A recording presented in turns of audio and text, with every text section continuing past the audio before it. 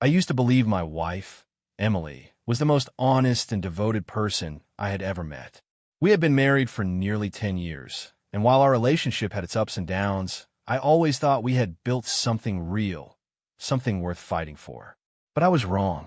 It started subtly, like a faint crack in a mirror that eventually spread into a full-blown fracture. Emily was a marketing executive at a prestigious firm, and her job often required her to travel. At first, I never questioned it.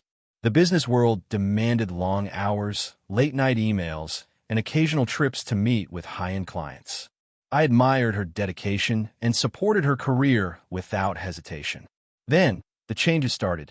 Emily's trips became more frequent. What used to be an occasional overnight stay turned into week-long absences. She became more secretive with her phone, her messages, and even her demeanor at home. Our conversations dwindled, and whenever I asked about her work, she gave vague answers, brushing off my curiosity with a tired sigh or a hurried excuse. "Just a lot of meetings," she would say, forcing a smile. I wanted to trust her. I needed to trust her, but the signs were piling up. One night, she packed her suitcase for yet another business trip to Chicago. I watched as she carefully folded her clothes, selecting a silk dress I had never seen before. "That's new," I remarked, trying to sound casual. She hesitated for the briefest second before chuckling. "Oh, just something I bought on sale. Thought I'd treat myself." It was a small lie, perhaps even innocent, but my gut told me otherwise. Then, there were the late-night calls she took in the other room, the unfamiliar perfume lingering on her clothes, and the sudden urge to change her passwords. The Emily I knew was slipping away, replaced by someone who kept secrets, someone I couldn't recognize anymore. I didn't want to be the paranoid husband who doubted his wife without cause. But I also couldn't ignore the feeling in my chest, the nagging voice that whispered, "Something is wrong." So, I decided to find out the truth. Emily's so-called business trips became more frequent, too frequent. What used to be once every couple of months turned into nearly every other week. And the excuses? They started sounding rehearsed. I tried to suppress my doubts, but the more I paid attention, the more inconsistencies I noticed. Her itinerary was always vague. She would mention staying at a corporate partner hotel, but when I casually asked for the name, she'd wave it off with, "You wouldn't know it. It's just some business thing." Then came the phone secrecy. She used to leave her phone lying around, never worrying if I saw her messages. Now, it was practically glued to her hand. And when she slept, it was always face down on the nightstand, locked with a password she had never used before. One night, I decided to test something. Emily was in the shower, and her phone vibrated on the counter. I glanced at the screen. No name, just a number. My pulse quickened. When had she started deleting contact names? Curiosity turned into determination. I needed proof. The next morning, as she was preparing for yet another trip, I made up my mind. I was going to follow her. Emily's flight was scheduled for 9:30 a.m. She left early, kissing me goodbye with the same fake warmth I had started recognizing. As soon as her car disappeared down the road, I grabbed my keys and followed at a safe distance. Instead of heading toward the airport, Emily's car took a different route, straight to a luxury hotel downtown.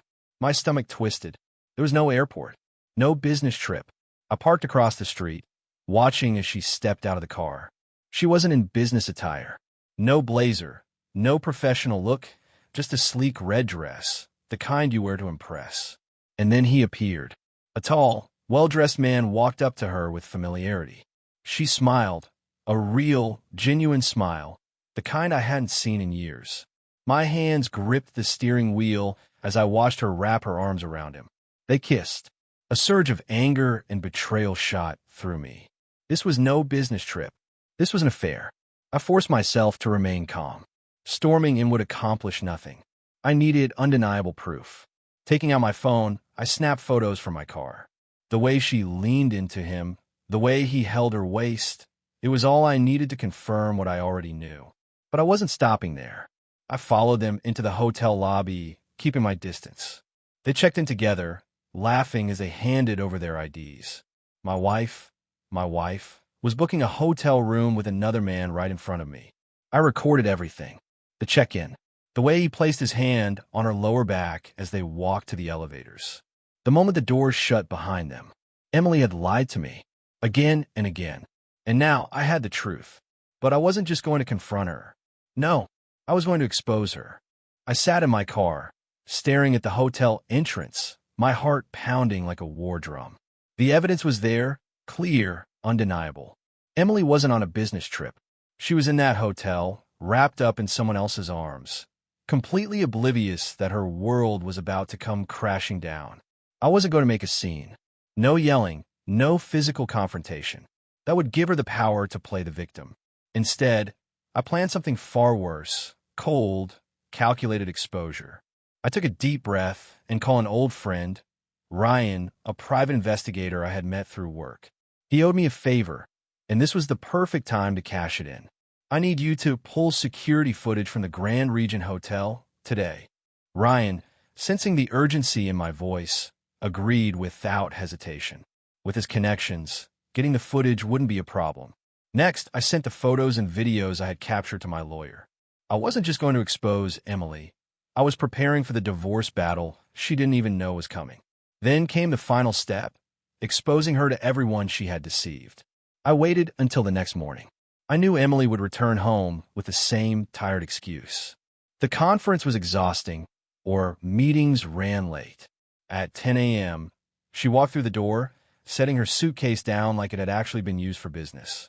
"Hey, babe," she said, faking exhaustion. "You wouldn't believe how stressful this trip was." I smiled. A cold, knowing smile. "Oh, I believe it. In fact, I saw just how stressful it was." Her face paled. I pulled out my phone, opened the gallery, and pressed play. The video showed her kissing that man in the hotel lobby. Then the check-in. Then the elevator doors closing. Silence. Emily's breath hitched. She looked from the phone to me, her mouth opening and closing like a fish gasping for air. "It's not what it looks like," she finally stammered. I laughed. A real bitter laugh. "Oh, so you weren't sleeping with him?" "It was just one time," she blurted. "It didn't mean anything." I raised an eyebrow. "You sure? Because based on the footage, it seems like this one time happens every other week." Tears welled in her eyes. "Please, I can explain." "Save it, Emily." I cut her off. I already sent everything to my lawyer.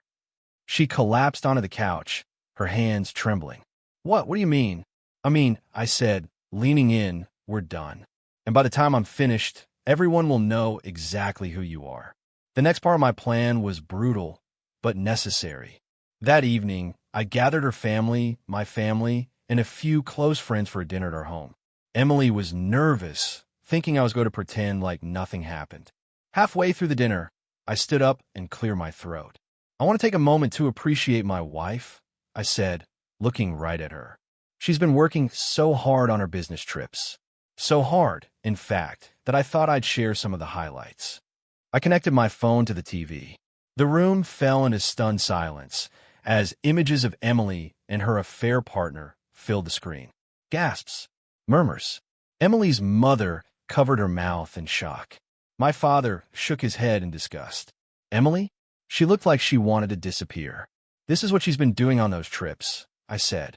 "Lying to everyone. Betraying me. Making a fool out of us all." Tears streamed down her face. Please don't do this." Too late. I turned to her parents. "This is the daughter you raised. A liar. A cheater. A fraud." Her father stood up, his face red with shame. "Emily, is this true?" She couldn't even look at him. That night, Emily lost more than just a marriage. She lost the respect of her family, the trust of her friends, and the perfect illusion she had built for herself. But I wasn't done yet. Emily sat frozen, her hands trembling in her lap as the last images of her betrayal disappeared from the screen. The room remained eerily silent, only punctuated by the heavy breaths of disbelief. Her mother looked devastated, her father furious, and our friends, though she once fooled so easily, stared at her in disgust. "Jason, please, let's talk about this privately," she whispered, her voice barely audible. I scoffed. "Privately? Like how you kept your affair private." "No, Emily. The truth deserved to come out, just like your lies." Her father shook his head in disappointment. I can't believe this, Emily. After everything Jason has done for you. Her mother wiped away silent tears, refusing to meet her daughter's eyes. It was a mistake, Emily whimpered, reaching out for my hand, but I stepped back. No, Emily. A mistake is forgetting an anniversary. A mistake is leaving the oven on. What you did was a choice. Repeatedly. Her face crumbled, but I felt nothing. No sympathy, no regret. Just the cold satisfaction of watching her world burn, just like she had burned our marriage. That night, Emily's parents demanded she leave with them. They were too ashamed to let her stay in the house I owned. She pleaded to stay, promising she'd fix everything, but I had already made my decision. I filed for divorce, I said calmly. She gasped. Jason, please. We can work through this. Work through what? Your business trips with another man? The years of lies? The betrayal? I shook my head. No, Emily. We're past that. Her desperation grew, but she could see it in my eyes. There was no forgiveness coming. And then I delivered the final blow. By the way, your affair partner's wife knows everything now, too. Her eyes widened in horror. What? What did you do? I sent her all the proof, I said. Screenshots, videos, timestamps. Everything. She's divorcing him. And let's just say she's making sure his life is a living hell. Emily covered her mouth in shock. No, you ruined everything, she cried. No, Emily, you did that all on your own. Legal and financial fallout. Over the next few weeks, things only got worse for her. My lawyer ensured the divorce would be brutal. We had a prenup, but infidelity gave me an advantage. Emily lost the house. She had to move back in with her parents. The affair partner's wife dragged him through court, and when his company found out about his workplace affair, he lost his job. The scandal spread among our friends, and Emily became a social outcast. She tried to call me. She tried to meet up, saying she had made a terrible mistake. But I never responded. She wasn't worth another second of my time. Her secret life had been exposed, and now she was the one left picking up the broken pieces. Months passed, and the storm that had once consumed my life began to settle. The divorce was finalized, and I had moved forward, not just physically, but emotionally. Emily's lies had destroyed our marriage, but they would not destroy me. Emily, on the other hand, was spiraling. After the divorce, she tried reaching out to mutual friends, hoping to rebuild her image. But word had spread about the affair, the lies, and how she had deceived not just me, but everyone around her. No one wanted to associate with her anymore. Even worse, her affair partner had completely abandoned her. After his wife took everything in their divorce, he had nothing left, not even his job. I later heard through a mutual friend that he had fled to another city, cutting all ties with Emily. She was left alone. No husband, no home, no support. Exactly what she deserved. As for me, I focused on rebuilding myself. I moved into a new apartment, free of the memories of my past life. I hit the gym more often, working out the stress and frustration that had consumed me. I reconnected with old friends, strengthening bonds that Emily had once strained. Most importantly, I found happiness again. One evening, while at a coffee shop, I met someone new, Sarah. She was nothing like Emily. She was kind, honest, and full of life. We started talking, and for the first time in a long time, I felt something I thought I had lost forever. Hope. One day, I received a text from an unknown number. Jason, I miss you. Can we please talk? Emily. I laughed to myself. The audacity. She had lost everything and now wanted me back. I didn't even reply. Some people don't deserve second chances. Instead, I blocked her number and went back to living my best life. Because the truth was, Emily had spent years lying about her business trips, living a double life. But in the end, her lies had cost her everything. And me? I was finally free. Final thought. Karma always comes around. And sometimes, the best revenge is simply moving on.